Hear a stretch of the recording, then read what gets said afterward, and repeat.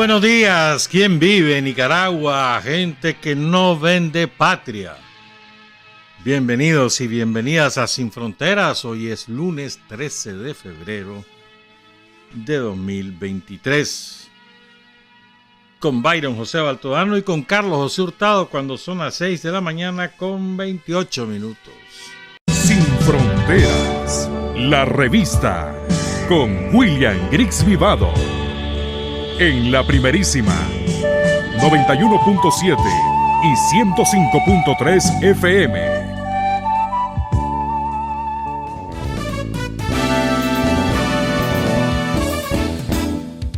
Sin fronteras para decir la verdad. Sin fronteras, trabajar, avanzar, combatir, vencer. Sin fronteras.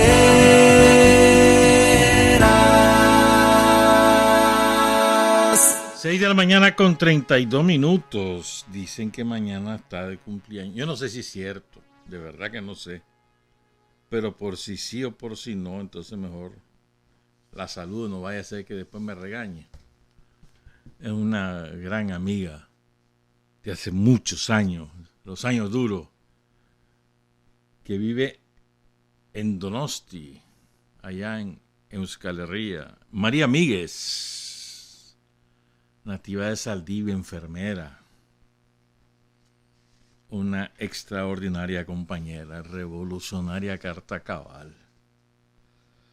Aquí anduvo de observadora cuando fue en las elecciones de 2021 con Stefan Neik. Sí, hombre. Esa María Miguel es una brava, ¿oíste? Solo me acuerdo de la regañada que me pegaba allá hace tiempo. Una mujer brava, pero de un enorme corazón. María Míguez, felicidades. Si acaso es cierto, María, y si no, pues ni modo. Y también hoy está de cumpleaños la Naelsi. Fíjate vos lo que es, ¿verdad? La conocimos en la universidad y ahora ya responsable de relaciones públicas ahí No, responsable no, que trabaja en relaciones públicas, perdón. Ahí en el Links. Felicidades, Anael, sí. Bueno, esto es lo... Ayer el jefe... A ver, te lo voy a poner de otra manera. Ayer ya sabemos quién es... Desde ayer... Chocho, ando medio enredado hoy. Desde ayer sabemos quién es el jefe de la contrarrevolución clerical. No se había puesto al descubierto. Había guardado la compostura, parecía equilibrado. No, desde ayer ya quedó al descubierto, se descaró. Y Panchito asumió ayer, Pancho o Panchito, vos escogés, ¿qué apodo le ponés? Pancho asumió ayer la jefatura de la contrarrevolución clerical en Nicaragua. Increíble, pues, pero cierto. Bueno, yo me lo sospechaba hace años.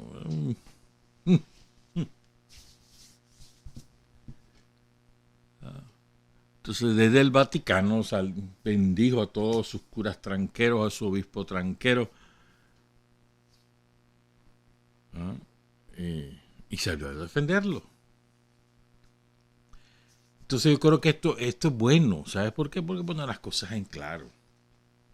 Adiós máscara. Se acabó de andar disimulando. No. Adiós máscara. Ya estamos claros quién es quién y en qué bando estamos. Esto es muy bueno, es muy bueno. Cuando ocurren estas cosas es muy bueno saber de qué lado está. Y aquí solo hay dos lados posibles, no hay términos medios. O estás con la gente, con el pueblo de Nicaragua, o estás en su contra. No hay términos medios. si estás trabajando en Nicaragua, si tienes tu negocio y vas poco a poco avanzando, estás con el pueblo. No importa que no te metas en política, no importa eso. Pero si trabajas en tu país, por tu familia y vas a progresar, estás con el pueblo. Si estás en el exterior y trabajas y buscas cómo ayudarle a tu familia aquí en Nicaragua para que sobreviva, estás con el pueblo. Y todo aquel que conspira para quebrar la economía, para derrocar al gobierno, está contra el pueblo. Desde un púlpito o desde la embajada de cualquier país en el país, de cualquier país en Nicaragua, desde una tribuna de redes sociales o de medios de comunicación cualquiera. No importa. Tienen distintas trincheras ellos. Nosotros tenemos muchas más. Quien conspira desde esos sitios o quien anda buscando aliarse con narcotraficantes para que hagan determinadas acciones terroristas, todos esos son enemigos del pueblo. Es bueno que ocurran estas cosas, repito, porque nos pone en claro la película. Sabemos con quién contamos y sabemos con quién no, ¿verdad? Y echamos para adelante. No nos olvidamos de esas cosas, pero tampoco es que nos quitan el sueño, para nada. Pero sí nos dejan, creo yo, nos dejan un panorama mucho más nítido, pues, sin andar disimulando con lenguajes ahí todos raros que solo los entienden ellos, pero bueno, sabemos que por dónde viene la cosa ahora. No, ahora ya está clarísimo, ¿verdad? Pero bueno, nosotros no somos responsables de que la viuda del somocismo no se haya querido ir. Ahí está ahora como preso común en el centro penitenciario Jorge Navarro. Ahí va a pasar, 26 años. Si se porta bien va a salir antes, pero tiene que portarse bien.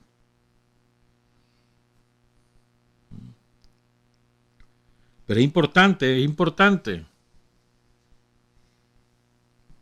Fíjate que ayer yo no conocía a esta artista, que es una artista bastante mayor, Brian Wilson, ese compañero norteamericano que vive en Granada, héroe de la paz y de la solidaridad. Brian Wilson publicó el fragmento de la letra de un poema musicalizado de una nativoamericana, canadiense. Bueno, Canadá se llama porque es la tierra ocupada de ellos, de los nativos americanos. Se llama Buffy Sainte-Marie, ¿verdad?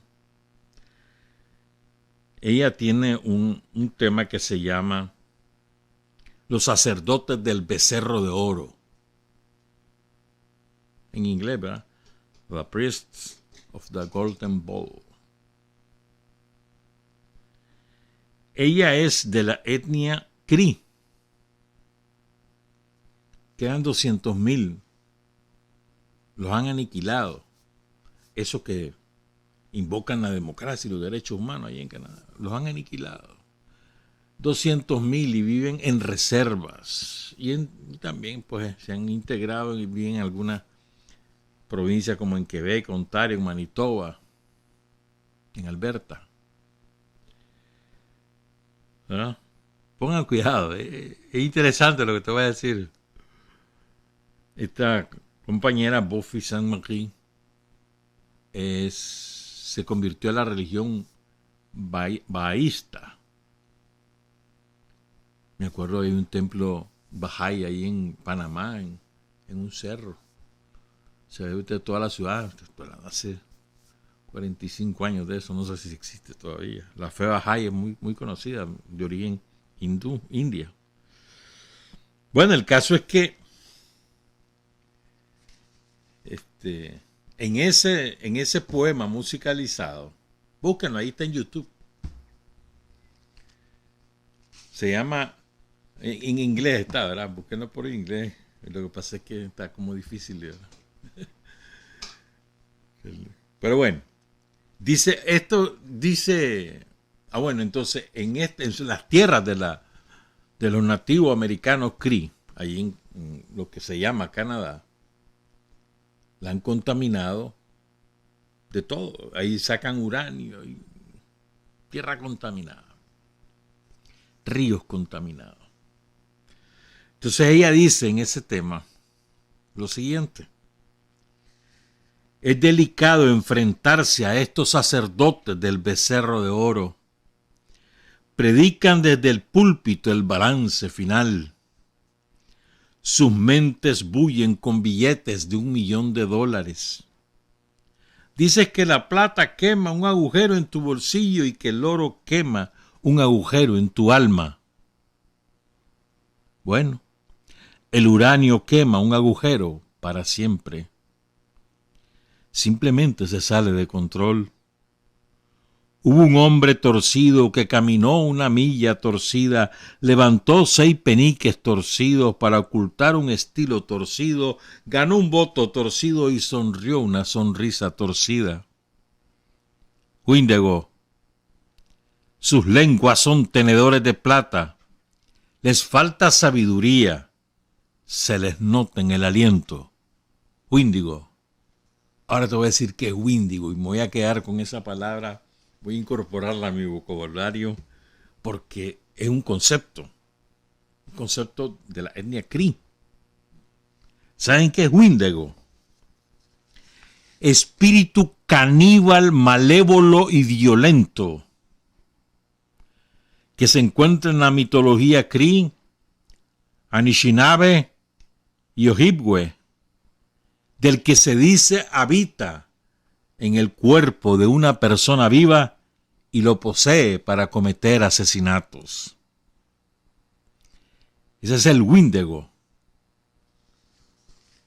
Estos están poseídos por Wendigo. La viuda Álvarez,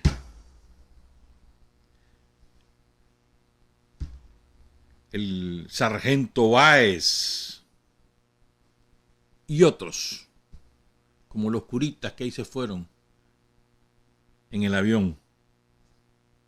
Que recuerden, al avión se montaron voluntariamente. No se montaron a la fuerza. Porque una de las condiciones que pusieron los gringos es que iban expulsados, ok, que ponían el avión, ok, pero que no lo montaran a la fuerza, que tenían que subirse voluntariamente. Y solo 2 dijeron que no. Uno porque tenía miedo que lo echaran preso por narco y contra.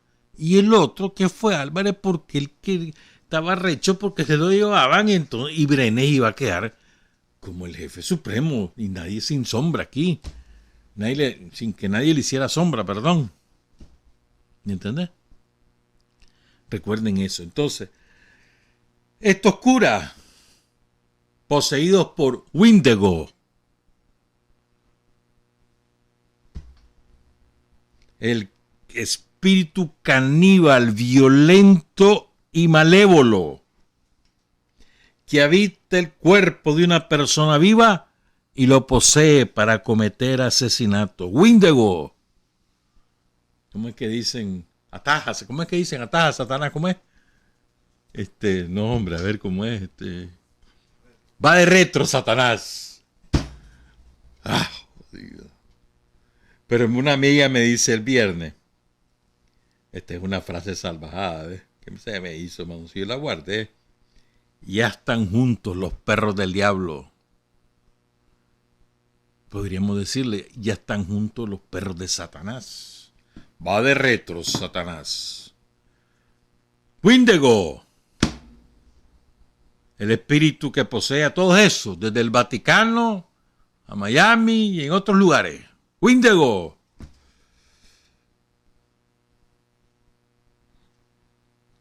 Bueno, recuerden, ve, a propósito, te quiero contar algo. Yo no sé si ya lo sabía. ¿Vos te has fijado que Abelardo Mata está chitón pitillo? ¿Y sabes por qué? ¿Sabes por qué? Porque Álvarez llegó a Estelí a sacar a todos los curas que Mata había formado, a quitarle todos los recursos que Mata disponía y a dejarlo aislado. Entre otras cosas, te podría contar detalles, pero mejor me quedo callado. Y Mata se resintió, y con toda la razón del mundo, ¿no? Y además, Wendigo Álvarez lo hizo con permiso de Pancho. Entonces, Mata está resentido y al margen de todo. Es más, él está contento con lo que ha pasado con Wendigo Álvarez. Te dejo ese dato. No se olviden, Wendigo, espíritu caníbal, malévolo y violento, que posee a determinados individuos. Me encantó, mano. Gracias a Brian Wilson por haber publicado esto. No, Wendigo no, lo publicó el fragmento del poema de Buffy Sainte-Marie. Muchas gracias, Brian. Bueno, vamos a hablar hoy de varios héroes. Es importante recuperar a nuestros héroes, pero además le vamos a tratar de hablar un poquito de un contexto. Vamos a hablar especialmente, y tengo una deuda porque de hace rato lo tengo guardado y digo, ¿cuándo? Hoy va a ser. De Jorge Matus, jinotepino, caído en el 76, poco antes de la caída de Carlos Fonseca, allá por el lado de Sinica. Ya vamos a hablar de él. Pero antes, ¿te acordás del Parlamento Europeo? ¿Cómo aquí, te acordás los sicarios? ¿Cómo decía? Y el Parlamento Europeo dice tal cosa, decían los sicarios, ¿te acordás? Y grandes titulares, y entonces viene, y entonces va, y salían unos diputados, y entonces, el Parlamento Europeo, avión, no mandan ni en su casa, pero bueno, hay que cada loco con su tema. Pues entonces, ayer estaba leyendo unas declaraciones del canciller de Hungría que no tiene nada que ver con el comunismo, hermano. Es un hombre de derecha, Víctor Orbán, de derecha extrema incluso. Ese es el presidente de Hungría, o primer ministro. Entonces, el canciller de él, que tiene un nombre lo más enredado, hermano, se llama Peter Szijjártó, pero con doble J. Dijo lo siguiente: la confianza en el Parlamento Europeo es prácticamente igual a cero. Los escándalos relacionados con corrupción demuestran que el Parlamento Europeo es una de las organizaciones más corruptas del mundo. ¿Qué te parece? Comprados por Qatar, comprados por Marruecos, de lo que se sabe. Porque lo demás no se va a saber, porque están echando tierrita, serrín, para que nadie se dé cuenta de toda la cantidad de estiércol que hay, que cubre todo el Parlamento Europeo. Una de las organizaciones más corruptas del mundo, lo dice el canciller de Hungría, no lo digo yo. Bueno, punto y aparte, nuevo capítulo, vamos lo que les decía, y les quiero dar contexto, quiero hablar un poquito de la montaña, de la guerrilla en la montaña, que empieza con el Patuca, Bocay, ¿no? Después Pancasán, Sinica, y luego la brigada Pablo Úbeda. Entonces, fíjate bien, Patuca, Reití, Bocay, Pancasán, Sinica, la brigada Pablo Úbeda. Fueron más o menos 20 años, un poquito menos de 20 años. Y hay en el movimiento guerrillero que se ubicó en la montaña fue un factor fundamental, no en la victoria militar, porque no fue así, pero sí como catalizador moral, como el gran animador ético moral del pueblo de Nicaragua en las ciudades y en el campo. El referente del guerrillero enmontañado fue sumamente importante para convocar respaldo e integrar juventud a las filas guerrilleras o a las filas clandestinas en cualquiera de sus modalidades. Fue sumamente importante. Entonces vamos a contar algo de esto, pues. Y entonces estaba recordando, ya lo he dicho varias veces, pero es que también con esto de Windigo, me estaba acordando aquello que le decían a la guardia en la academia militar. Y esto hay testigos de la época, ¿verdad? Fíjate que ese cántico que les enseñó el Chihuín y se lo enseñó también los mercenarios extranjeros que trajo el dictador después del 74. Los trajo de Brasil, poned cuidado, de Brasil, de Argentina, de Uruguay, donde estaban las feroces dictaduras militares. Y entonces yo estaba recordando, es que es así, este Windigo. ¿Qué le decían a los guardias que cantaran? Cuando ustedes saben que cuando están en entrenamiento van en las caminatas, después también corren sobre el mismo sitio, cosas así. Entonces, ¿te acuerdan? Pues, estoy seguro que se acuerdan muchos de mi generación. Pues. ¿Qué debe hacer un soldado? Matar, matar, matar. ¿Qué son ustedes? Soldados, soldados, soldados. ¿Qué son realmente? Tigres, tigres, tigres. ¿Y de qué se alimentan los tigres? De sangre, sangre, sangre. ¿Y de quién es esa sangre? Del pueblo, del pueblo, del pueblo. Windigo. Windigo. Bueno, fíjense entonces, ¿por qué el Frente Sandinista escogió la montaña para iniciar la lucha armada, guerrillera? En aquellos años, los años 60, Nicaragua era un país fundamentalmente rural. Los núcleos urbanos, el mayor era, como siempre ha sido, Managua, pero Managua en los años 60 no llegaba ni siquiera a 250,000 personas. León andaba por los 50,000 y por ahí los demás. O sea, eran núcleos urbanos que no tienen nada que ver con lo que hoy Nicaragua. Nicaragua ahora es a la inversa, ¿no? Entonces, y además el abandono y la miseria donde más se sufría era en el campo, en la montaña, entre los campesinos. Eran historias de horror las que se vivieron en aquellos años. Y el tercer factor es que es Sandino. Sandino y la experiencia guerrillera en la montaña.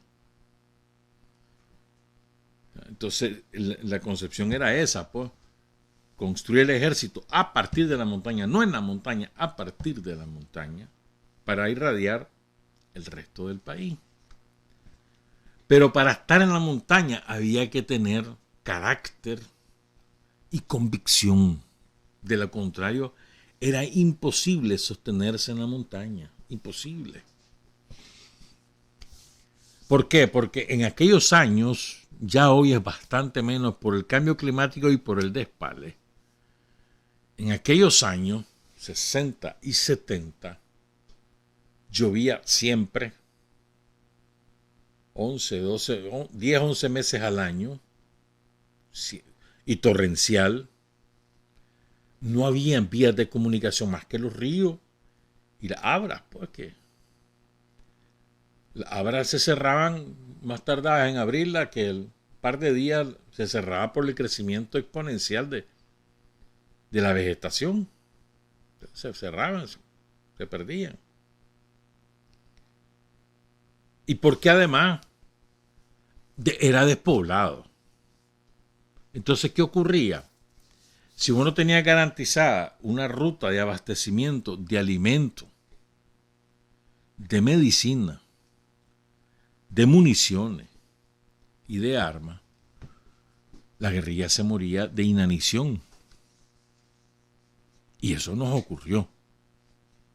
¿Verdad? ¿Qué pasó? ¿Qué nos pasó?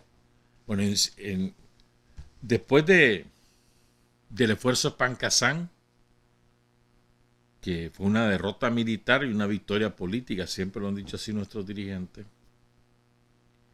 el frente reanuda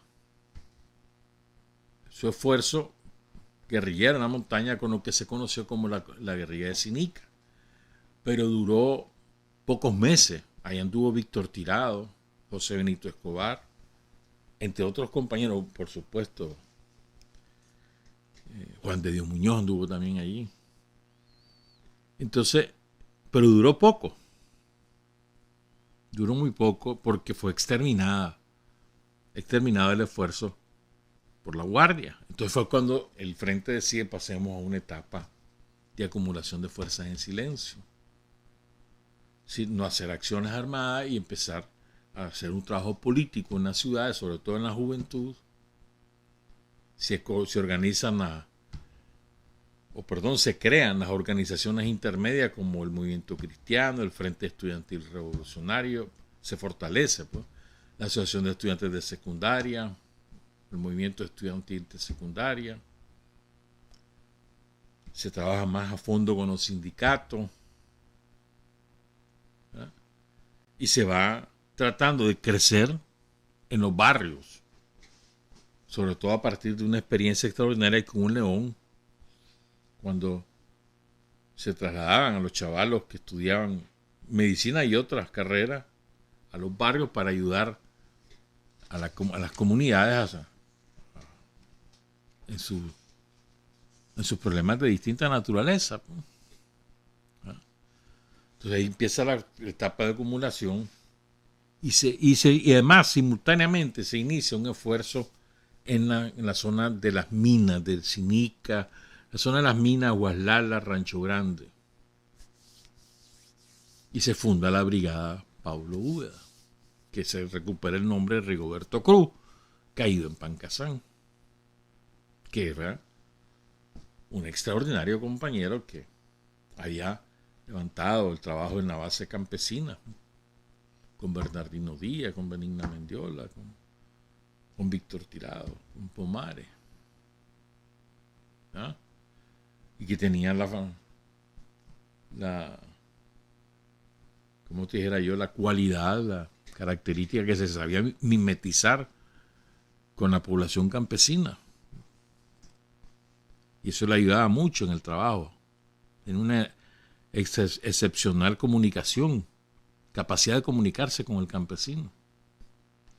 Bueno, entonces, y empieza estos esfuerzos simultáneos. La idea era fortalecer la montaña y así se hizo. Nutrirla de nuevos guerrilleros, combinando jóvenes de origen campesino, jóvenes de origen obrero y jóvenes de estudiantes combinando los distintos sectores sociales para conformar un contingente sólido. ¿Verdad? Esto es importante. Viene y ahí está Carlos Agüero, ahí está René Viva, la Gata Munguía, Pomares, Víctor Tirado, bueno, un montón de compañeros. Les voy a leer una lista. ¿Verdad? Entonces, ¿qué pasaba? Que para estar ahí, además de la lluvia que te contaba, ¿qué ocurría? Que si se enfermaban de un catarro, de una gripe, pues, o paludismo, que era muy común, o le dolía una muela, pues, en la montaña, ¿qué vas a hacer? Y si no hay medicamento, es más, vas caminando. No es asunto estar sentado en un campamento, es operar, es ir a hablar con los campesinos, reclutar colaboradores, y además era la guardia persiguiéndote y vos también haciendo acciones combativas, cargando aquel fusil, tu mochila con unas cuantas latas y las municiones y el agua, ¿no? En aquella lluvia, con botas podridas, con los pies llagados o repletos de hongo, zafornados. Es decir, está hablando de condiciones durísimas desde el punto de vista físico. ¿Cómo aguantaban estos compañeros y las compañeras? Las compañeras como Ana Julia Guido, como Rosa Argentina Ortiz, como Claudia, como tantísimas mujeres, ¿no?, que pasaron por la guerrilla. ¿Cómo aguantaban? Raquel Valladares. O sea, ¿qué les permitía soportar esas condiciones a los varones y a las mujeres? Convicción en primer lugar. Firmeza, pues convicción. O sea, creían en lo que estaban haciendo, tenían convicción que era lo correcto, confiaban en su dirigencia, en el pueblo de Nicaragua, sabían que íbamos a triunfar, aunque nadie esperaba ver ese triunfo, pero la convicción, entereza. No sé si han leído ustedes el libro de Omar Cabeza, La montaña es algo más que una inmensa estepa verde. Lo cuenta muy bien, lo narra muy bien ahí Omar, las condiciones que habían en las montañas. Entonces era sumamente difícil soportar eso, difícil, hermano. Pasaban días enteros sin comer nada. Y sabes que soñaban con la sal. La sal es indispensable, parece mentira. Sin sal. El azúcar no importa, pero sal. Ser humano sin sal se muere. Comiendo lo que pudieran. Había veces que se podía cazar monos o lo que fuera, hermano, una danta, lo que fuera, lo que cayera. Pero a veces no caía nada. Y a veces el campesino, ni siquiera el campesino, el que encontraban tenía nada que comer él o su familia, menos que le pudiera compartir a la guerrilla. Y aquel frío en la montaña, la humedad. O sea, ¿qué hizo que tantos compañeros soportaran tantos meses y años metidos en el monte sin rendirse? Sin rendirse. La convicción, la disciplina, todo deriva de la convicción. Puedes decirme conciencia, dale pues, pero convicción, o sea, convencido. Y ahí sí se forja el acero, hermano. Lo mismo en la o sea, estás hablando de la montaña y estoy hablando de la montaña en ese sentido por las dificultades que tenían para poder sobrevivir. Entonces, ¿qué ocurrió? Después he hablado de la clandestinidad. Porque, ¿qué fue lo que ocurrió? Después de la exitosa operación Juan José Quesada, diciembre victorioso del comando Juan José Quesada, la operación Diciembre Victorioso del 27 de diciembre de 1974, la Guardia poco antes había detectado la red de colaboradores de la guerrilla. Poco antes, te digo, a principios de noviembre, y la quiebra. Ahí caen los hermanos Núñez. Daniel Núñez, Alfonso Núñez, Ciro. Cae Carlos Argüello Pravia. Caen presos por Carlos Argüello Pravia, Jaime Cuadra, entre otros. Pero lo importante es que quiebran la ruta. Entonces la montaña queda desabastecida. Y durante meses. ¿Verdad? Y además lanzan la represión en la montaña, salvaje. Es todo lo que ocurre en Guaslala, en las minas, en Rancho Grande. Después se van para el lado de Río Blanco, las matanzas de campesinos, acabando con la red de colaboradores. Y van arrinconando al grupo guerrillero, que eran poquísimos, a un campamento, arrinconándolo y demás, inmovilizado. O sea, es importante tomar en cuenta eso, y sin embargo no se rinden. Es verdad. O sea, había una especie de pensamiento conservador, eso es verdad. Que solo rompe ese pensamiento conservador, pero además también como una manera de quitarle presión a la montaña es que se hacen distintas columnas, como la Bacho Montoya, como todo el Frente de la Segovia, ahorita me acuerdo de los nombres, la César Augusto Salinas, después la General Pedro Altamirano, eso fue más tarde, para quitarle presión a la montaña.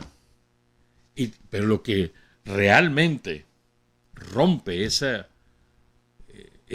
defensiva en la que estaba el frente entre 75 y 77, lo que rompe eso es San Fabián, la fundación del Frente Norte. Ahí se rompe, ¿verdad? Y empieza otra dinámica. Ya ha caído Carlos Fonseca. Pero es importante que nos ubiquemos en el contexto, pues. Que no solamente es el romanticismo de la montaña en el sentido, mira, ese hombre guerrillero con su fusil, en su sombrero, con su gorro, o lo que sea, pues. Sino, o sea, las dificultades que ya habían. Los compañeros de la montaña te cuentan, por ejemplo, cómo fue un gran alivio cuando llega Raquel Valladares, que estudiaba odontología y se convierte en la médica. Y no solamente era un alivio para todos los muchachos y las muchachas que integraban el contingente guerrillero, sino también porque eso les permitió abrir base campesina, porque ella daba consulta. Y ahí, en la montaña, ningún campesino tenía la posibilidad de tener consulta médica. Ahí se moría la gente de una diarrea. Y eso era así literalmente. O de una muela infectada, se morían. Entonces Raquel fue muy importante. Y ella no era que se dedicaba a ser médica, no, era guerrillera y también ofrecía servicios médicos. ¿Me entendés? Entonces, ¿por qué era tan importante en las ciudades? Porque, a ver, yo me acuerdo, pues, cuando uno iba a los barrios a dejar mosca, a convocar un mitin, a lo que fuera, yo recuerdo, tengo aquí metido en la jupa una señora allá en lado de San Juan, cuando San Juan no era tan grande, ¿verdad? San Juan ha crecido muchísimo. Pero sí, ella me lo dijo. Ya sabía, y me dice así, quedito, una señora ya mayor. Bueno, lo que pasa es que uno cuando está chavalo siempre piensa que todo el mundo es muy mayor. Pero era una señora muy mayor, puede ser lo que yo recuerdo. Entonces me decía, me pregunta Quedito, ¿qué ha sabido de los muchachos de la montaña? También siguen bravos. Y entonces me dice, pues yo le respondo cualquier cosa y entonces pues me dice, sin ellos no estaríamos aquí. O sea, fíjate bien. Entonces, fue muy importante como factor que convocaba, aglutinador, fue muy importante. Pero no fue suficiente para nada para lograr el triunfo, para nada. Pero sí es importante que lo tengamos como referencia. O sea, a veces se le ha restado importancia a lo que fue la montaña, ¿no, hombre? Y luego la clandestinidad, las condiciones de la clandestinidad, y aquí quiero combinar las dos cosas, clandestinidad en el campo o en la ciudad, ¿verdad? Además de la montaña está el campo y la ciudad. Fíjense bien, ¿qué era clandestinidad? ¿Ustedes creen que era chicha, hermano? Si tenía, porque generalmente eran los chavalos que se iban a la montaña, a la clandestinidad, eran cipotes. Todavía el cordón umbilical no había sido totalmente roto, entonces era dejar a tu mamá en primer lugar, o a tu papá, tu hermano, tu novia, tu novio. Si algunos ya tenían hijos, y algunas. Yo recuerdo una compañera, no voy a decir el nombre, pues, que se involucra en una acción guerrillera para una recuperación bancaria, porque ella trabajaba en ese banco y se tuvo que ir a la clandestinidad y teniendo 2 hijas. Eso es durísimo, durísimo. Y ya no podés volverlas a ver, ni tener ningún tipo de comunicación, ni con la madre, ni con el padre, ni con nadie. ¿Verdad? Es importante, o sea, el sacrificio que eso significó. Y vos no sabías si regresarás vivo. Primero no sabías si volvías a ver a la familia. No sabía. Menos que supiera que si vas a llegar vivo al final. Entonces, eran sacrificios enormes de toda esa generación de chavalos y de chavalas de los años 60 y de los años 70. Fíjate que esas condiciones durísimas de la montaña, no tanto, pero de alguna manera son parecidas a las condiciones de los BLI, de los batallones de reserva, de los chavos del servicio militar, pues. Condiciones parecidas cuando andaban operando en la montaña. Es cierto, tenían mejor avituallamiento, mejor equipo militar, pero en cuanto a las condiciones ambientales y la angustia de saber si vas a vivir o no vas a vivir, etcétera, también son parecidas. Entonces, creo que es importante ubicarnos cuando hablamos de un compañero que cayó en la guerrilla en los años 60 o 70. Ubicarnos de qué se trata, pues. ¿Qué condiciones habían? O sea, las armas que tenían muchas veces eran cualquier cosa, pues, rudimentaria. Algunos andaban buenas armas. Y las buenas armas empiezan a llegar 77. Pero hasta ese momento era lo que se le recuperaba a la guardia y algunas cosas que se podían comprar, que se podían traer. Esa es la verdad. Entonces, si tomamos en cuenta eso y recordamos, conocemos y recordamos las condiciones en las cuales se desenvolvió la generación de muchachas y de muchachos de los años 60, de los años 70, que forjaron el núcleo fundamental del Frente Sandinista y que guiaron con su ejemplo al pueblo de Nicaragua para derrocar la dictadura. Si tomamos en cuenta estas cosas, creo que nos sentimos más comprometidos. O sea, te voy a dar este ejemplo. Obreros y obreras de cualquiera de las industrias, de las fábricas que había en aquella época. Aquí en Managua había bastante en la carretera norte o en la carretera Jiloá, que le llamábamos, pues, la carretera a Matiares.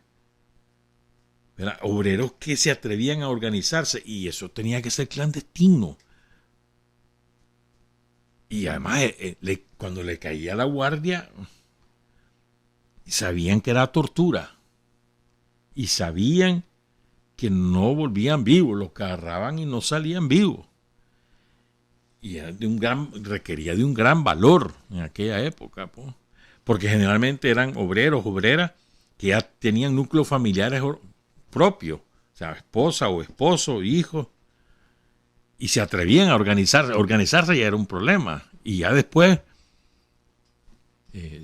servir o sea, integrarse a las organizaciones clandestinas del Frente Sandinista.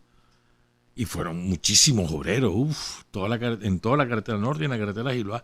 Mucha gente que murió, obreros que murieron.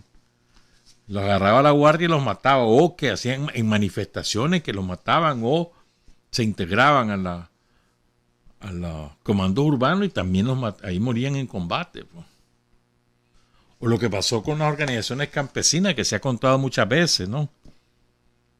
Los sindicatos campesinos, cuyos fundadores fueron Benigna y Bernardino Díaz Ochoa, principalmente, ¿no? Que luchaban contra los terratenientes. Y por esa lucha los mataban. O la Asociación de Trabajadores del Campo, cuando se fundó ahí en la ranchería, o también en Diriamba, ¿no? Es decir, estoy dando el contexto para que entendamos, después para que entendamos lo que vamos a hablar después, no entendamos, sino para tratar de ubicarlo, pues, lo que quiero que transmitir, trasladar como experiencia más tarde, pues. O sea, las dificultades que había en aquella época y cómo se forjó el temple del militante sandinista, en qué condiciones se forjó. Y el requisito fundamental era, creo yo, la convicción. A la montaña, por ejemplo, no podía subir alguien mayor de edad, a menos que fuera de origen campesino, es decir, que estuviera acostumbrado. Si no, porque eso no lo aguantaba. Alguien más de 22, 24 años, no lo aguantaba, hermano. Era para chavarlo. Lo aguantaba si ya estabas allá. Esa es otra cosa. Te hacías viejo allá, lo cual era inusual, ¿verdad? Fíjense, de los que estuvieron en la montaña, caídos en combate, en la montaña o en cualquier otro lugar, no importa, pero que estuvieron en la montaña, caídos en combate, o sea, se forjaron en la montaña y luego los destinaron a distintos frentes de guerra, ¿no? O en las ciudades. 31. Sobrevivientes fallecidos, van 12. De los que tengo yo, ¿verdad? Esta lista está incompleta. Sobrevivientes que aún viven, por lo menos 37. Y hay otros más, seguramente. Ahí está, incluso hay desertores. Solo te voy a dar los nombres para comenzar de los caídos en combate en distintos escenarios. No en la montaña, que estuvieron en la montaña y ahí se forjaron y luego fueron dispersados por distintos frentes de guerra. Juan José Quesada en el 73 junto con Jonathan González.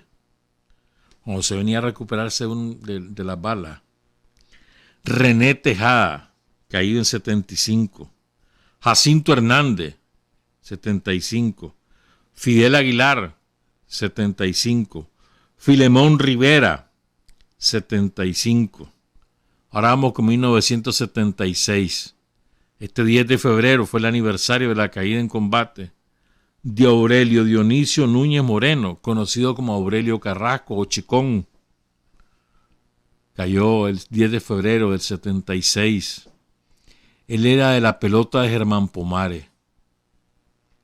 Aurelio Carrasco. Y junto con Narciso Cepeda. Hay una anécdota. Por aquí la tengo, espérame. Hay una anécdota. Dicen que estos fundaron un equipo de béisbol. Pongan cuidado, miren, esto es que requería valora. Fundaron un equipo de béisbol. Pomares, Narciso y Aurelio. Y escogieron como los colores del equipo el rojo y el negro. Y así se vistieron. Eso era desafiar a la guardia. Sigo con los caídos. Del 76 son Aurelio Carrasco, Leonardo Real Espinal, Jorge Matus Telles, Edgar Munguía, Carlos Fonseca, Rufo Marín Ucles, Del 77, Claudia Chamorro, Orlando Castellón Casimiro, Carlos Agüero Echeverría. Es divertido. Carlos Agüero tenía el seudónimo que se podía pronunciar de las dos maneras, Rodrigo o Rodrigo. A él mayoritariamente se le decía Rodrigo. Ahora se dice más Rodrigo, pero en aquel tiempo era Rodrigo. Martiniano Aguilar, dicen Martiniano, que es la montaña. Martiniano Aguilar, de los Aguilar Ochoa. Juan de Dios Muñoz. Aquiles Reyes Luna, otro viejano, era parte de esa pelota de Aurelio, de Pomares, de Chicho. Amílcar. Julio Avendaño. Irving Urcullo. Emir Cabeza Lacayo, Angelito le decían. Nelson Suárez, de los mejores vaquianos de la montaña, campesino, Evelio, miembro suplente de la dirección del frente.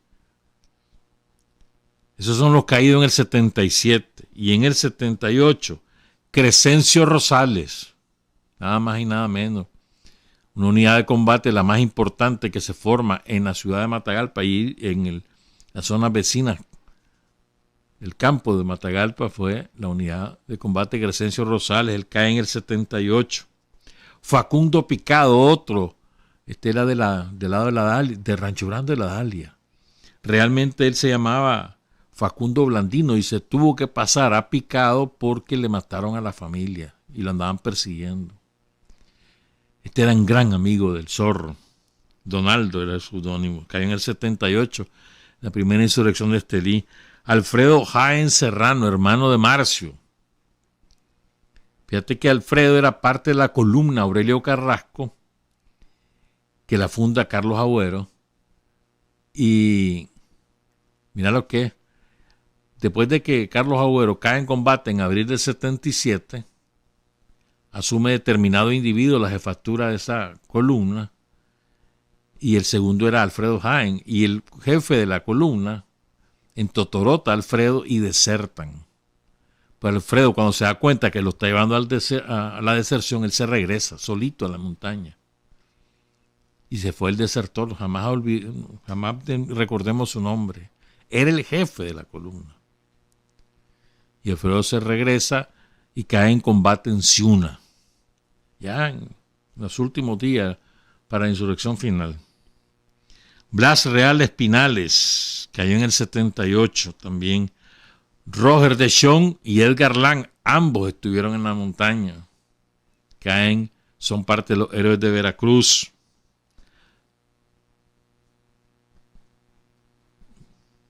¿Verdad? Y Marta Sabina López Hernán.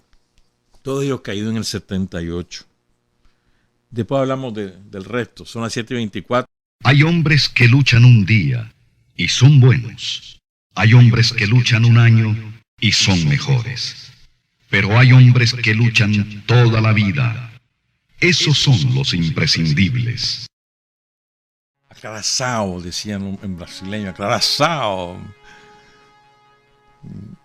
Un compañero, Noel Campbell, me dice que ha cometido un gravísimo error al decir que la fe Bahá'í es de origen indio y no, es persa, iraní, pues. Hecha la aclaración, la fe Bahá'í de la cual profesa, ¿no? La poetisa Cri Buffy Saint-Méry, poetisa y artista, cantante, compositora. Sigo pues entonces, fíjense, sobrevivientes fallecidos de la montaña. Álvaro Hernández, que era miembro del Estado Mayor del Ejército, fundador del Frente Norte, cae con Cristóbal Vanegas con el helicóptero ahí en Jinotega. Álvaro Hernández. Francisco Rivera, el Zorro, fallecido en el 98. William Ramírez Solórzano, 2003. Francisco Ramírez Urbina, que era coronel. Fíjate, esa historia es linda. Fíjate que este compañero que logró ser comandante guerrillero y llegó a coronel del Ejército Popular Sandinista. Pongan cuidado. Él era raso de la Guardia Nacional y los presos políticos del 70-71 lo reclutan y él les entrega al Frente Sandinista su fusil Garand. La Guardia se da cuenta y lo mete preso. Se hizo una campaña nacional para que lo presentaran y finalmente la Guardia lo presenta vivo. Una vez que él sale vivo, se fue a la clandestinidad, a la guerrilla. Sobrevivió, llegó al triunfo, entró al ejército y de raso a coronel. Francisco Ramírez, ahí estuvo en la montaña. No tengo el daño en que murió, fíjate. Lo he buscado y no sé quién, si alguien lo tiene, el coronel Francisco Ramírez Urbina. Nada, no tengo datos biográficos básicos, no lo tengo. Le decían Eulalio. Víctor Manuel Urbina Sevilla, Cipriano. Juancito, el humilde campesino, murió en el 2014. Inés Hernández, Pedrito, el gran Baquiano, 2015. Roberto Calderón, el Puma, 2016. Juan Ramón Ramos, el Indio Emilio, 2020. Edwin Cordero Ardila, el Doctorcito, 2022. José Valdivia, que después estuvo en el Frente Sur, 2022. Hugo Torres, 2022. Pablito Hernández, que murió el año pasado, Pablito. Y otros compañeros seguramente, lo pasa, no es una lista completa, repito. Compañeros que aún viven, que estuvieron en la montaña. Víctor Tirado López, al que adoran los campesinos de Rancho Grande, Gualala, lo adoran, la Dalia. Lumberto Campbell, René Vivas Lugo, David Blanco, Arcadio, Ana Julia Guido, Omar Cabezas, Manuel Calderón Rufo, Rosa Argentina Ortiz Rosita, saludos Rosita, Marcelino Guido, Máximo Martínez, Maximino, creo que todavía vive, ¿no? Creo. Sabino Aguilar, vive allá, muy. Su hermano, Julio Aguilar. Su hermano, Porfirio Aguilar. Raquel Valladares. Serafín García, Pablo, entre otros tantos seudónimos, ¿no? Yacica, no tengo el apellido, fíjate, Yacica era viuda de Alfredo Jaén Serrano. Iván Gutiérrez Cabezas, Victoria López Dávila, la Norita, como la querían a la Norita ahí en la guerrilla. Carlos Modesto Suárez, Guandique. Estanislao García Díaz, Capitán Juancito. Salvador Muñoz, Leónida González Díaz, Ramiro, Albertito Bonanza, Gabriel Chavarría Franco, Manuel, Salvador, ya lo tengo, Claudia Marlene López, Román Aguilar, Mario Torres, Gabriel Franco, Rafael Pérez, Danilo Hernández, Fausto Aguilar, María Isabel Ochoa, María Ochoa, son dos diferentes, Román Aguilar, que se me hizo Rafael Pérez, Fausto Aguilar, Margarito, ya lo dije, Fausto y Margarito Suárez. Y hay varios desertores que por ahí andan, ¿verdad? Entonces ahora quiero que hablemos un poquito de Jorge Mato y de otros compañeros. Entonces solo voy a contar rapidito. Es que me lo encontré estos testimonios que fueron dados aquí en la primerísima. Por eso lo vamos a hacer allá en finales de los 90. Alí Abarca Meneses, un obrero de León. Tenía las piernas afectadas por la lepra de montaña. Y ella andaba en la montaña con lepra. Miren, la lepra es un gusano, una mosca la que la transmite. Bueno, también otros animales, pero te pica, ahí deja caer sus huevos y eso te va comiendo. Es como comer carne, hermano. Y eso es un dolor insoportable. Hay una vacuna que te la cura, pero ¿a qué hora, mano? Llevaba vacuna a la montaña. Y este muchacho Alí Abarca, un obrero de León con lepra de montaña en las dos piernas. ¿Cómo puedes explicar que ese hombre haya aguantado? Jamás se quejó. Y lo que andaban los guerrilleros eran botas de hule, que las botas de hule, además, lo que eso significa. El que las ha usado sabe a qué me refiero. Lo asesinó la Guardia el 25 de julio de 1977. Otoniel Arauz Palacios, que no es hermano de Pedro, es de Matagalpa. Cuando se desata la represión del 75, después que cae la red de aprovisionamiento de la guerrilla en el 74, después viene el asalto a la casa de Chema Castillo, cae la represión, este hombre tuvo que salir. Pues se quemó, pues. Ya todo el mundo sabía que él era uno de los sandinistas, entonces tuvo que irse a Costa Rica. Pero después regresa y se metió a la montaña, lógico. Y ya era un hombre de más de 30 años, casado con 2 hijos. Soñaba con ver a sus hijos y a su mujer, soñaba. Ahí en la montaña andaba así. Y le toca, andaba en la zona entre Huiguilica y Lalí. Entonces llega ahí a una casa campesina en la montaña. Estas son las cosas que ocurrían, pues. Entonces llega buscando, platicar, un poco de agua, un bocadito de comida. Y andaba una subametralladora y se le enconcha. Entonces golpea la puerta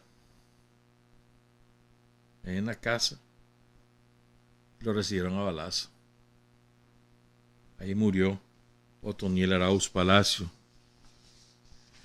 Y ahora le voy a contar la historia de 2 hermanos. Leonel Guido Ochoa. Este era campesino, recio, alto. Y era de los que mejor se orientaba en la montaña, como si tuviese una brújula incorporada al cerebro. Además era muy buen cantante de ranchera. Como buen campesino desconfiaba de todo mundo. Y era sumamente cuidadoso en las cosas que hacía. Sobre todo con las medidas de seguridad. Pero desgraciadamente cuando él está en Sébaco, con las fuerzas que ya liberaron Sébaco, ya viene en Panamanagua el 19 de julio del 79. En Sébaco hubo mucha tragedia. El 19 y el 20 de julio. Mucha tragedia. Porque la Guardia iba en guinda, buscando Honduras. Y él se confía que ya se rindieron los guardias. Y que va, hermano. Uno de ellos, bum, bum, y lo mató. 19 de julio de 1979, Leonel Guido Ochoa. Y su hermano, Justo Guido Ochoa, flaquito, chiquito, solo 15 años tenía. Pero era tan fuerte, así, huesudo, pero era tan fuerte y tenía tanta convicción que lo que hacía era ayudarle a los de la ciudad que andaban en la montaña y se echaba a tuto la mochila, la suya y la del otro, cuando lo veía renquear y que ya iban en la última, él se las echaba a tuto y seguía caminando. Una clase de fortaleza. Fíjense bien, la Guardia lo captura en la zona de Condega, en el Valle de Condega. Entonces la Guardia le ordena cavar para su tumba. Va, vos mismo, va a cavar tu sepultura. No, le dice. Que la cabe tú, ya sabes qué cosa. Y... ¿no te crees? Brum. Pero no cavó su tumba. 15 años. Jorge Matus Telle, este cipote, porque era un cipote, nació en 1955, el 25 de octubre, hijo de Manuel Matus Rodríguez y de Lidia Telles. Manuel Matus era un agricultor, un campesino, y Lidia era comerciante del mercado municipal de Jinotepe. Su mamá se había venido con una marimba de chavalas de Masaya a vender en el mercado de Jinotepe, y ahí se quedó. Se quedó la mamá pues viviendo en Jinotepe, pero eran de Masaya. Y doña Lidia también pues crió a sus hijos, 10 hijos. Jorge Matus era el segundo de los hijos. 10 hijos tuvo doña Lidia. Bueno, doña Lidia y Manuel. Bueno, Manuel tuvo muchos más. Y ahí en el mercado, del mercado ella mantuvo a sus hijas y a sus hijos.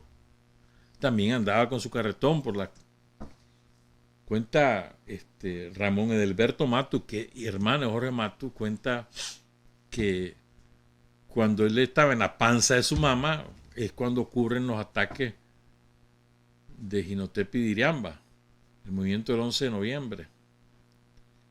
Y su mamá corriendo con el carretón y con la panza. La guardia y los ataques y la balacera y todo lo que se armó el 11 de noviembre. Bueno, el caso es que Jorge, con el esfuerzo de su mamá principalmente, estudia, bueno, todos los chavalos estudiaron, terminaron su primaria. Él la terminó en el San Antonio, en el colegio San Antonio de Jinotepe. Luego se fue al Instituto Juan José Rodríguez, ¿verdad? Uno de los mejores alumnos. Se bachillera. Cuentan, un amigo de él cuenta que desde entonces Jorge era evangélico. Entonces lo conocían entre los chavalos de secundaria como el hermano. En aquella época los evangélicos eran una minoría bastante reducida. Hoy son mayoría. Ya los católicos no son mayoría en Nicaragua, y eso está confirmado por las encuestas. Pero en aquella época ser evangélico pues era minoritario. Entonces le decían el hermano. Y él mismo se hacía broma, ¿verdad? Buen alumno y esforzado. Entonces se termina de bachillerar y logra irse a León a estudiar odontología. Allá se involucra, en el 72, 73, ahí se involucra con el Frente. ¿Verdad? Que lo que es un chavalo pobre, una familia empobrecida. Y logra con su rendimiento y el esfuerzo de su mamá, boom, para León. En aquella época eso era un enorme sacrificio, porque había que sostenerlo en León. Aunque real, bueno, pues allá se fue Jorge Matus a estudiar odontología, y ahí se mete con el Frente. O sea, ahí su origen de clase y la situación, ¿no?, que había pasado el terremoto. Entonces,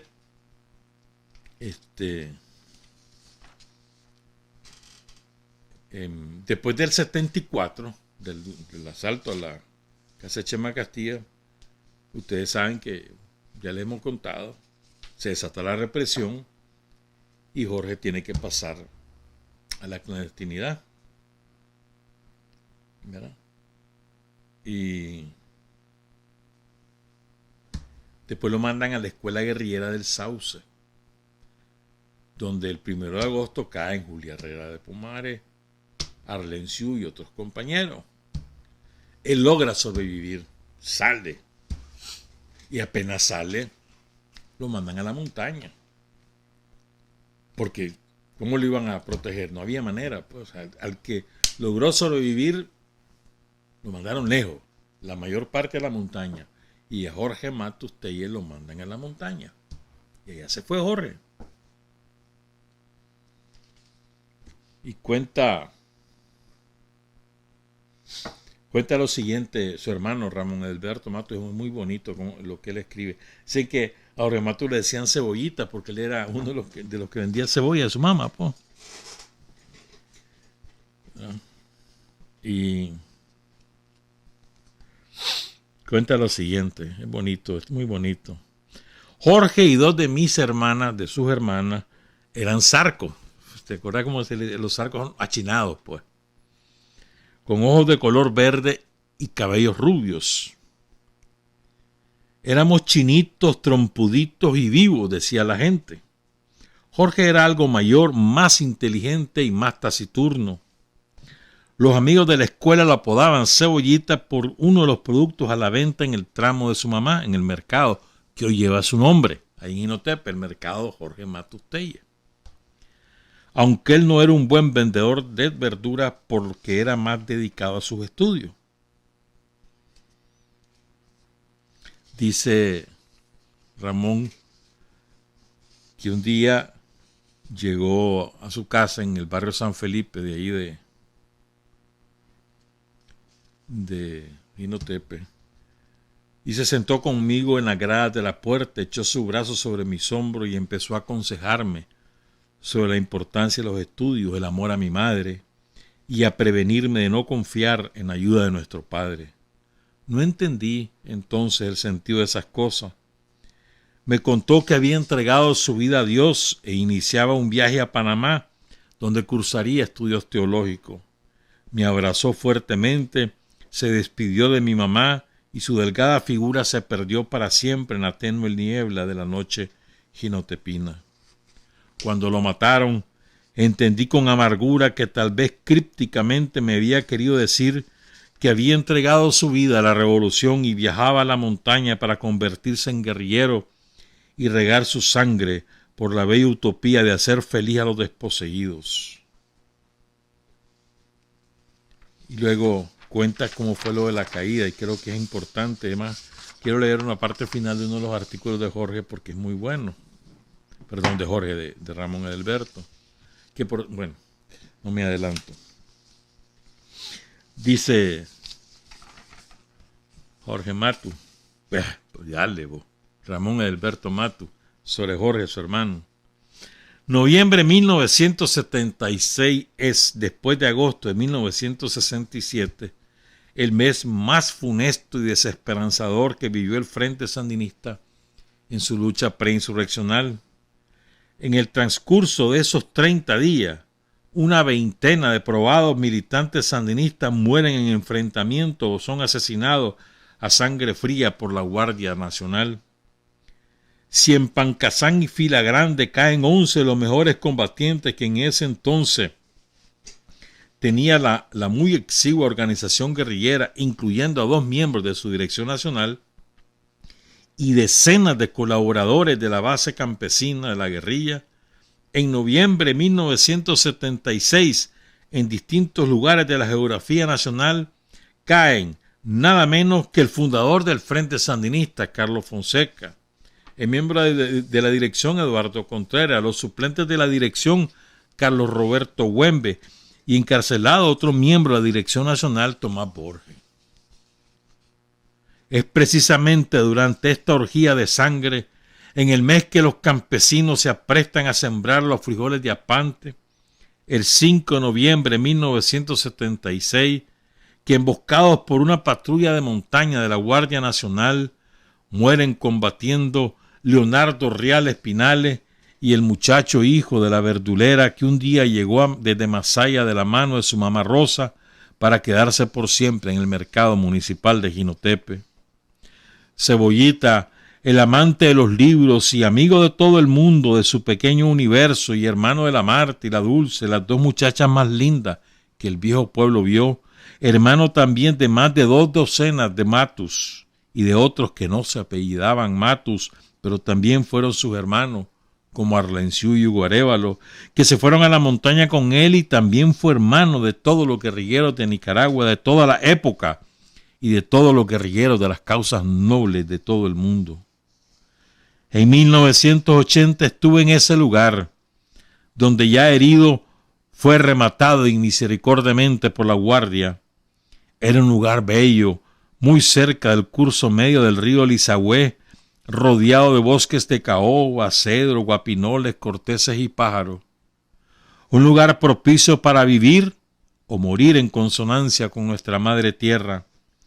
El plátano le llamaban los campesinos a ese remoto paraje, muy cerca de Huigua, sin caminos, solo ríos para llegar o salir. Por esas cosas del destino, Ahora tengo temporalmente una tierrita por esos lados, contaba Ramón Edelberto Mato.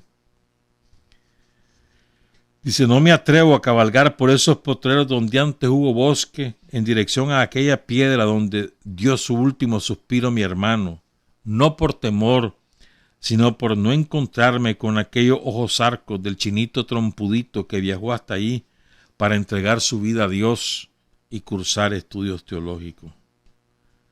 Mi hermano, el guerrillero, al que en nuestro pueblo, donde escuelas, mercados y calles llevan su nombre, los que lo conocieron le siguen llamando entrañablemente Cebollita. Muy bonito, ¿no? Pero luego, él fue, Ramón Alberto va a ese sitio en el 80, logran recuperar los restos de Jorge. Y el general Julio Avilés, que es jefe del ejército de Nicaragua y de Jinotepe, Julio tuvo un detalle muy bonito. Pues encontraron en el archivo de la historia militar del ejército, encontraron fotos de guerrilleros desconocidos, así lo tenía la guardia. Y el general Avilés los identificó como Jorge Mato y le mandó a la familia las fotos. Lo que pasa, yo no se las presento porque son fotos jala, o sea, muerto pues el compañero y golpea a verlas, pues yo que no soy familia y me golpea, pues. Puta, tristísimo, pero bueno. Y entonces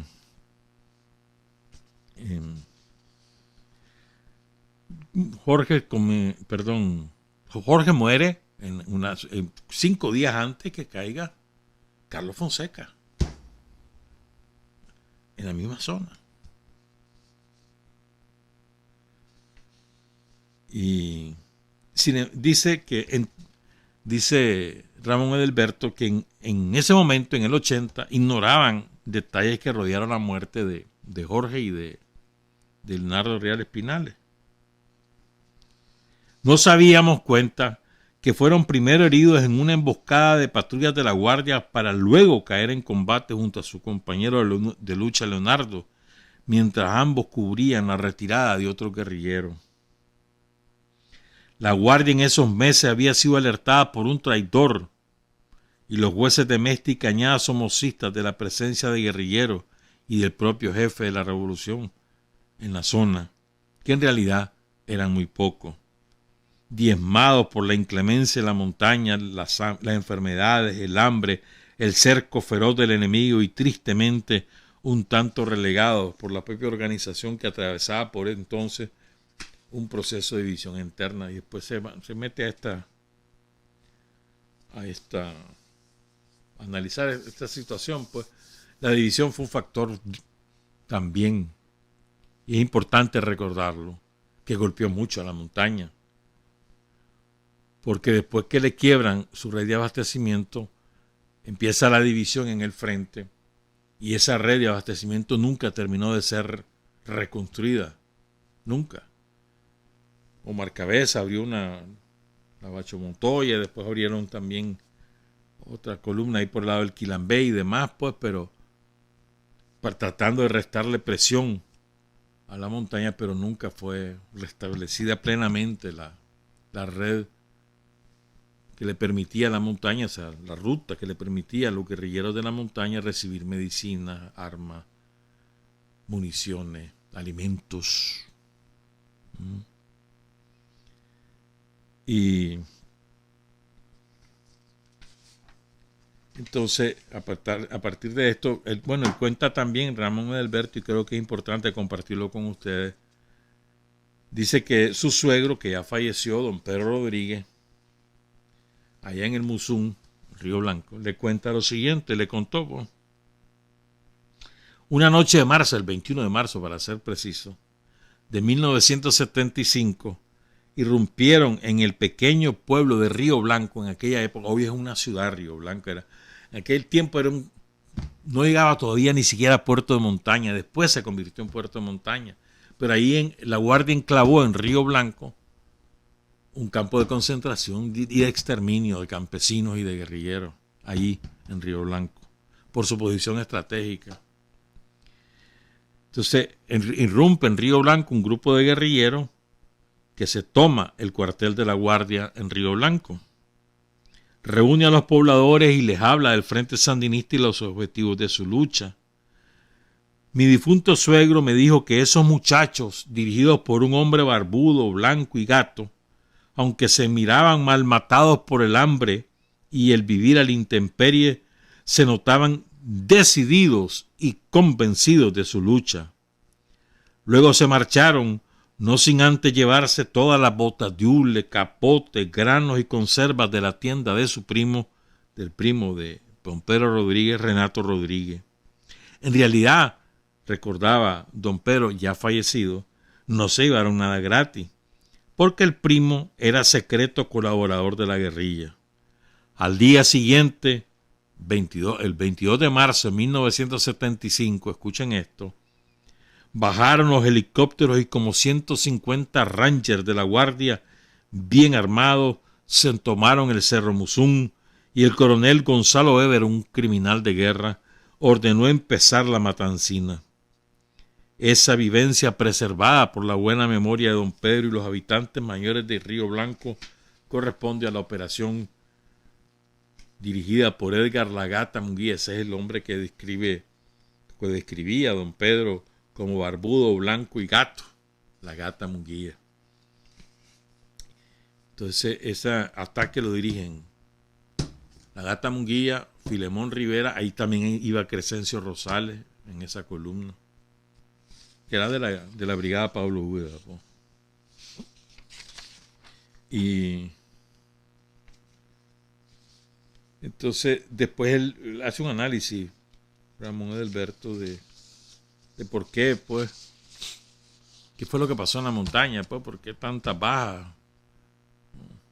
Y realmente fue terrible. Pero solo el que estuvo en esos zapatos puede conocer las privaciones que sufrieron, el sacrificio que significaba estar ahí. Solo estar ahí, sin rendirse, el solo hecho de estar ahí. Ya no se diga los que pasaron años y que combatieron y que mataron a guardias y que defendieron campesinos. Pero habría que estar en esos zapatos, hermano, ¿verdad? Y fue una verdadera matanza, eso sí es cierto, pues. Dice, recuerda Ramón Edelberto, ya no vamos a terminar, y que quiero irme a los 4 puntos de sus conclusiones que son absolutamente vigentes. El comandante Carlos Fonseca entrega su vida precisamente en el empeño de reconstruir la unidad del frente.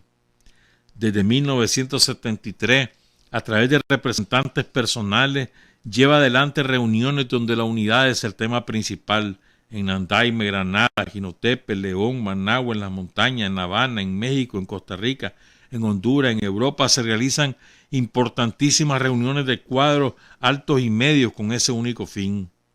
Y cuando el comandante Carlos Fonseca no ve resultados tangibles, como decía el Zorro, nos están matando uno por uno, regresa a Nicaragua sin importar su edad, 40 años. Si la guerrilla, como te decía, era para chavalos, Carlos Fonseca tenía 40 años y estaba ciego. Sin importarle su edad, su condición de salud y su seguridad, se vuelve a Nicaragua. Recorre varias ciudades, efectivamente. Estuvo en Managua, en Matagalpa, en León, en Estelí, en Masaya.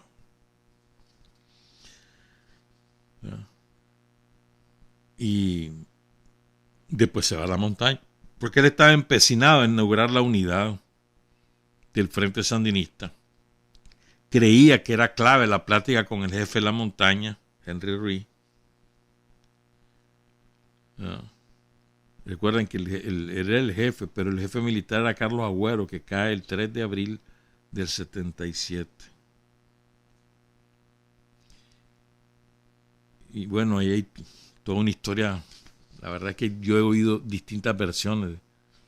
¿Por qué no hubo el encuentro con Carlos Fonseca? Distintas versiones, la de René Viva, la de David Blanco, la del Zorro.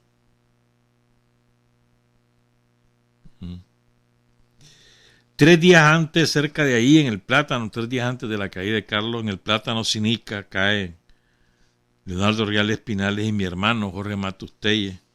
De esta historia heroica y triste de la montaña, de todo lo que ahí pasó, Ramón Edelberto extrae 4 grandes lecciones que me parece son relevantes. Y creo que son válidas para el momento actual. Muchas gracias, Ramón Edelberto, por estos artículos escritos hace algunos años. Yo los tenía pendientes hace tiempo. Y cierro con las conclusiones de Ramón. 1. El enemigo es poderoso, está por todos lados, siempre atento y no perdona nuestras debilidades. 2. Hagamos lo que hagamos por la gente, aunque sea esto luchar para que ellos obtengan una mejor forma de vivir, siempre habrá traidores dispuestos a entregarnos o a torpedear nuestro trabajo bienhechor. 3. Si nos desunimos, nos distanciamos y peleamos entre nosotros, le regalamos oportunidades a nuestros enemigos y tal vez consigan aniquilarnos. Y 4. La fidelidad al partido y a nuestro liderazgo, hoy en las firmes manos del comandante Daniel Ortega, es condición indispensable para construir victorias y no apartarnos del camino trazado por el comandante Carlos Fonseca y por el que regaron su sangre preciosa nuestros héroes y mártires. Son muy buenas. La que más me gusta, sobre todo por la manera como la formula Ramón Edelberto, pero es que el enemigo es poderoso, está por todos lados. El enemigo está siempre atento y no perdona nuestras debilidades. No se nos olvide, porque a veces somos tontos y nos dejamos guiar por las apariencias. Y entonces es cuando más se aprovecha el enemigo. Bajamos la guardia y el resultado es muy triste. No se nos olviden. Y acuérdense pues, Quíndigo, el caníbal, el espíritu caníbal que se ha apoderado de Pancho y todos sus acólitos. Trabajar, avanzar, combatir, vencer. Patria y libertad. Revolución es sentido del momento histórico. Es cambiar todo lo que debe ser cambiado. Es igualdad y libertad plenas. Es ser tratado y tratar a los demás como seres humanos. Es emanciparnos por nosotros mismos y con nuestros propios esfuerzos. Es desafiar poderosas fuerzas dominantes dentro y fuera del ámbito social y nacional. Es defender valores en los que se cree, al precio de cualquier sacrificio. Es modestia, desinterés, altruismo, solidaridad y heroísmo. Es no mentir jamás ni violar principios éticos. Es convicción profunda de que no existe fuerza en el mundo capaz de aplastar la fuerza de la verdad y las ideas. Revolución es unidad, es independencia, es luchar por nuestro sueño de justicia para Cuba y para el mundo, que es la base de nuestro patriotismo, nuestro socialismo y nuestro internacionalismo.